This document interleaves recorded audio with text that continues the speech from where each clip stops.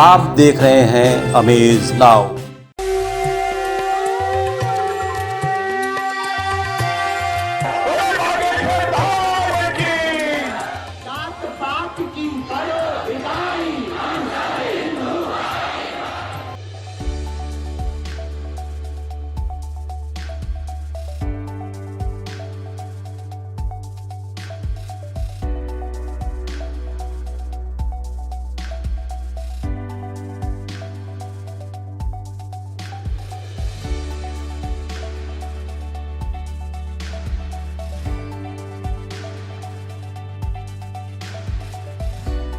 सनातन हिंदू एकता पदयात्रा जो 21 नवंबर से महाराष्ट्र के छतरपुर स्थित बागेश्वर धाम से शुरू हुई। पहले दिन यह यात्रा 15 किलोमीटर की थी जो कादरी पहुंचकर समाप्त हुई। दूसरे दिन की यात्रा 17 किलोमीटर की थी जो छतरपुर के आपटेक टाउन पहुंचकर समाप्त हुई। भीड़ का आलम यह था कि लोग बाग धीरे धीरे इसमें बढ़ते ही चले गए और उनकी गिनती करना मुश्किल हो गया। तीसरे दिन की यात्रा 21 किलोमीटर का सफर पूरा कर नौगांव पहुंची, रात्रि विश्राम किया।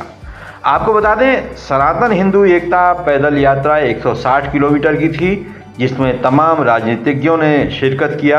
फिल्मी हस्तियों ने भी अपनी पहुंच बनाई और आम लोग तो शामिल थे ही इस यात्रा में। इस यात्रा के केंद्र थे बागेश्वर धाम के पीठाधीश्वर पंडित धीरेन्द्र कृष्ण शास्त्री, जिन्होंने इस यात्रा में 2 बातें ठान ली थी। एक तो पूरी यात्रा में उन्होंने खड़ाऊ न पहनने का अपने आप से वचन लिया और दूसरा इस यात्रा के दौरान फूल माला भी नहीं पहनना था उन्हें। केवल पद यात्राओं में हम फूल माला नहीं पहनेंगे।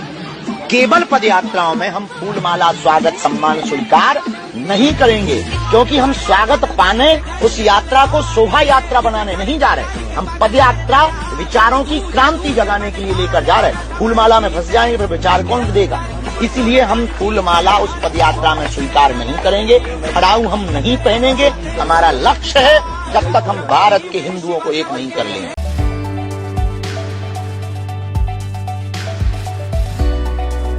पीठाधीश्वर धीरेन्द्र कृष्ण शास्त्री की यात्रा 9वें दिन ओरछा पहुंचकर समाप्त हुई। अपने अंतिम पड़ाव पर पहुंचकर यात्रा में शामिल साधु संतों को श्रद्धालुओं ने हनुमान चालीसा का भी पाठ सामूहिक तौर पर किया।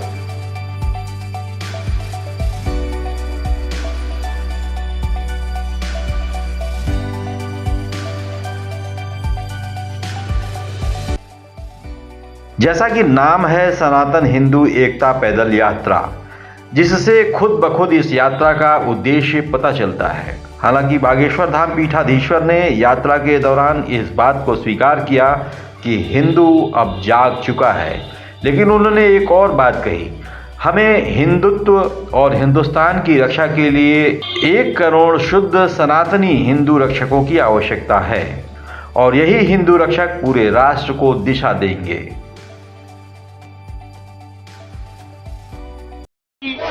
लाडले सनातन के प्रति खूब समर्पित और कट्टर जो राजपीठ और राजनीति में होते हुए पूर्ण रूप से सनातनमय जीवन जीते हैं, ऐसे रघुराज प्रताप सिंह राजा भैया आए हुए।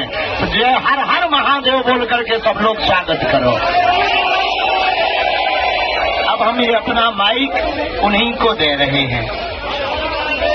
हम सब लोगों को जागरूक होकर के सनातन समाज को और अधिक संपन्न और अधिक मजबूत, और जो भी हमारे समाज में हमारे धर्म में जो कुरीतियां आ गई हैं उन सब भेदभावों को मिटाते हुए जात पात की करो विदाई, हम सब हिंदू भाई भाई इस नारे के साथ। इस क्रांति यात्रा में जैसा कि हमने पहले भी बताया कि कई राजनीतिज्ञों ने भी हिस्सा लिया। इसी क्रम में भोजपुरी सुपरस्टार और दिल्ली के सांसद मनोज तिवारी ने अपने गीतों के माध्यम से लोगों को अपनी उपस्थिति का एहसास दिलाया।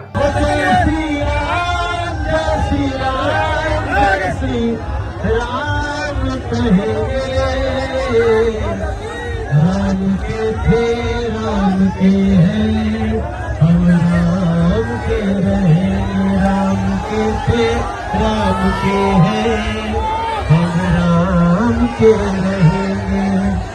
पहले कहते थे खुद से अब दुनिया से कहेंगे, राम के थे राम के हैं, हम राम के रहेंगे। सनातन है धर्म हमारा, सनातनी सब सच्चे हैं, सेवा करना कर्म हमारा, श्री राम के बच्चे हैं, श्री राम के बच्चे हैं। और बागेश्वर से ओरछा तक संग में चलेंगे, राम के थे राम के हैं, हम राम के हैं। फिल्म स्टार संजय दत्त ने पीठाधीश्वर पंडित धीरेन्द्र शास्त्री के प्रति अपनी निष्ठा जताई, सनातनी क्रांति यात्रा में शामिल हुए।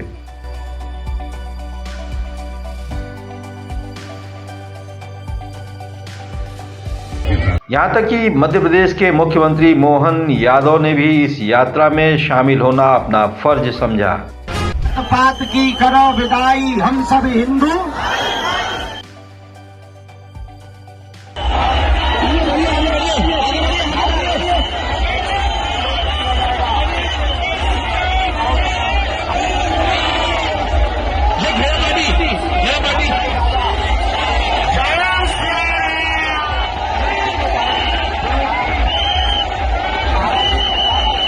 आपको बता दें, रात्रि विश्राम हो या भोजन का वक्त हो, पीठाधीश्वर धीरेन्द्र शास्त्री ने सड़क पर ही रात बिताई और भोजन भी किया। हिंदू जागरण के मिशन पर निकले पंडित धीरेन्द्र कृष्ण शास्त्री ने हिंदुओं को इस यात्रा के माध्यम से उठ खड़ा करा दिया। इस यात्रा में जहां तमाम राजनीतिज्ञों के साथ कई साधु संत इस यात्रा में साथ हो लिए, वहीं शंकराचार्य अविमुक्तेश्वरानंद ने उन्हें हिंदू राजनीति का एजेंट बताया। यही तो कह रहा है ना कि बटोगे तो कटोगे, तो माने जात पात में मत बटो। दूसरी पार्टियां जो है वो जात पात की राजनीति कर रही हैं, तो वो ये कह रहे हैं कि जात पात में मत बोलो, हिंदू हिंदू रहो ताकि थोक वोट हमको मिले। जात पात में जब बट जाते हो तो कुछ हिंदुओं का वोट हमको मिलता है, कुछ हिंदुओं का वोट उस पार्टी को मिल जाए। तो ये जो नारा है ये कह रहा है कि आप जो है जात पात में मत बटो, थोक हिंदू वोट हमारी तरफ आने दो। अब इसी बात को पुख्ता करने के लिए वो सड़क पर उतरे हुए हैं। इसका मतलब कि राजनीतिक शक्ति के एजेंट के रूप में वो काम कर रहे हैं। के लिए भेदभाव को मिटाने के लिए हर हिंदू शनिवार मंगलवार को मंदिरों में जाए, हर हिंदू अपने बच्चों को वैदिक शिक्षा गीता रामायण का पाठ कराए। इन्हीं संकल्पों की शपथ दिलाई गई है और सब लोगों के लिए भारत को विश्व गुरु बनाने के लिए अब हिंदू सड़कों पर निकल चुका है कि सठे साठ्यम समाचरित। शुक्रवार को मुसलमान भाई नमाज पढ़ने मस्जिदों में जाते हैं, रविवार को ईसाई लोग जो है चर्चों में प्रार्थना करने जाते हैं। तो हिंदू मंदिरों में क्यों ना जाए? अगर हिंदू मंदिरों में नहीं जाएगा तो क्या वो पाकिस्तान जाएगा? यह यात्रा इसलिए भी महत्वपूर्ण हो जाती है क्योंकि हजारों साधु संतों और मठाधीशों के अलावा जगत गुरु रामभद्राचार्य ने भी इस यात्रा में शिरकत किया।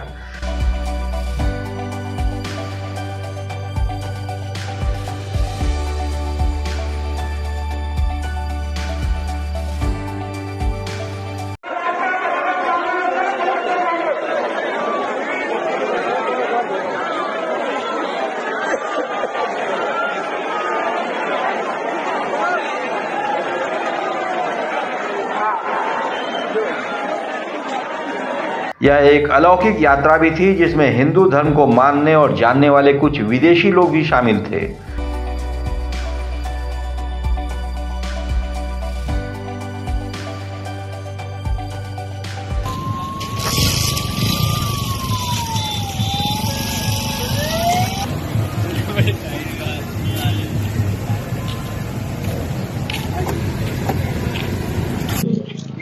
पीछे हो जाओ। ये महाराज जी का कपड़ा है। क्या अचानक महाराज जी को कपड़ा पहनना है, कुछ हो गया महाराज जी को एक्स्ट्रा। देखो ये सब अमेरिका से होते हैं। देखो देखा? जी जी बिल्कुल बिल्कुल। हर प्रकार का महाराज जी के लिए देखो। क्या ये पूरा महाराज जी का देखो सामान।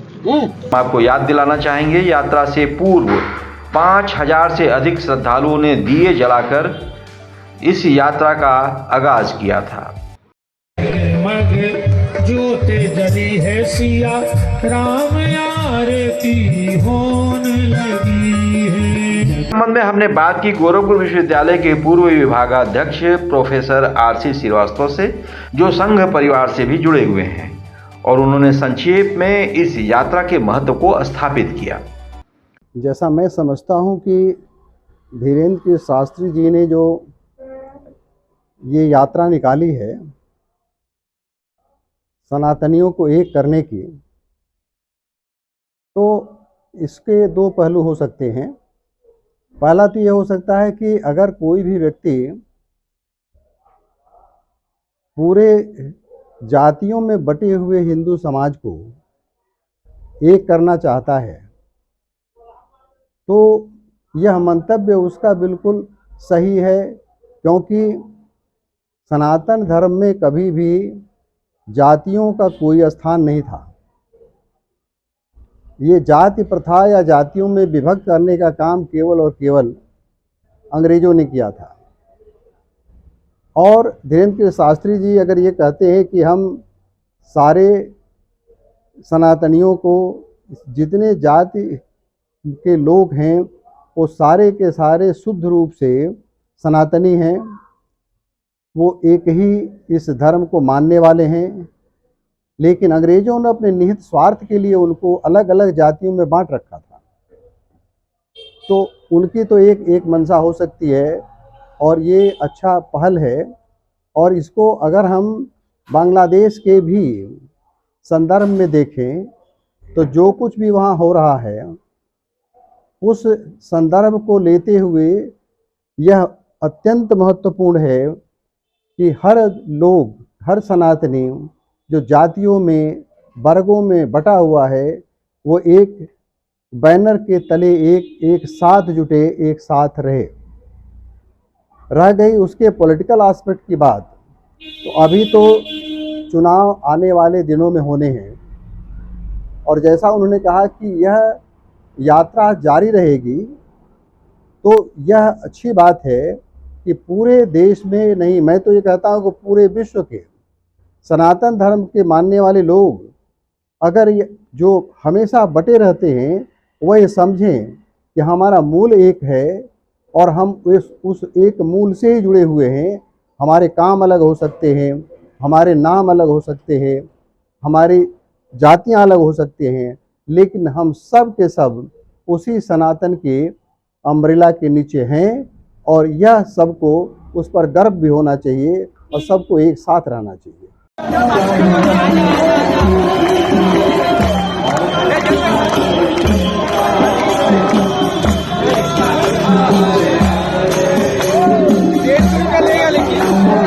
फिलहाल पूरी यात्रा के दौरान पीठाधीश्वर धीरेन्द्र कृष्ण शास्त्री अपने लक्ष्य के करीब पहुंचते दिखे। में भेदभाव और छुआछूत के मुक्त एक क्रांति खड़ी हो रही है। देश हिंदू एक हो रहा है। यूनिटी ऑफ पावर, एकता का ही दुनिया में बल है, इसलिए हिंदू हर हाल में एक होगा। और आज हम रंग रंग में हैं हिंदू। इस कार्यक्रम में इंदौर आए हुए हैं। शारीरिक स्वास्थ्य उतना ठीक नहीं है, थकावट है, लेकिन हिंदुओं के प्रेम ने खींचा है। इंदौर अद्भुत नगरी है, धार्मिक नगरी है। हर हाल में इस देश में हिंदू एक होगा। हमको 100 करोड़ हिंदुओं में 1 करोड़ कट्टर हिंदू चाहिए, जो अपनी संस्कृति, अपनी विरासत को बचा करके रखें और पुनः स्थापना हिंदुत्व की होवे। यही हमारा उद्देश्य नहीं होगी तब तक हम जाएंगे, घर घर जाएंगे, गांव गांव जाएंगे और आप जैसे पढ़े लिखे लोगों को जगाएंगे। AI के बाद HI की जरूरत है भारत में। Hindu intelligent, intellectual Hindu.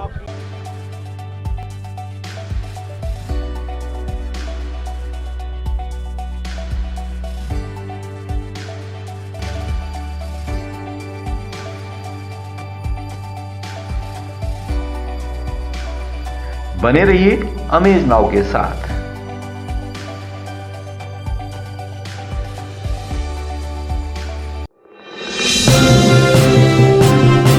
आप देख रहे हैं अमेज नाउ।